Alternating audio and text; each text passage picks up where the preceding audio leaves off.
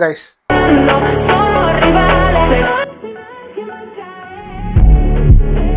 இந்த audio effect name தான் மஃபில் sound effects. இதை எப்படி பண்றதுன்னு 2 ஸ்டெப்ல சொல்றேன், வாங்க பார்க்கலாம். ப்ரீமியர் ப்ரோ ஓப்பன் பண்ணிட்டு உங்க ஆடியோ டைம் லைன்ல இம்போர்ட் பண்ணிக்கோ. இம்போர்ட் பண்ணோடனே எஃபெக்ட்ஸ் போயிட்டு பேராமெட்ரிக் ஈக்குலிபிரியம் இருக்கிற எஃபெக்ட் டிராக் அண்ட் ட்ராப் பண்ணிட்டு எஃபெக்ட் கண்ட்ரோல்ல போயிட்டு எடிட் ஆப்ஷன்ல போயிட்டு ஜெனட்டிக் லோ பேஸ்ன்னு இருக்கும், அதை கிளிக் பண்ணீங்கன்னா கிராஃப் வரும்.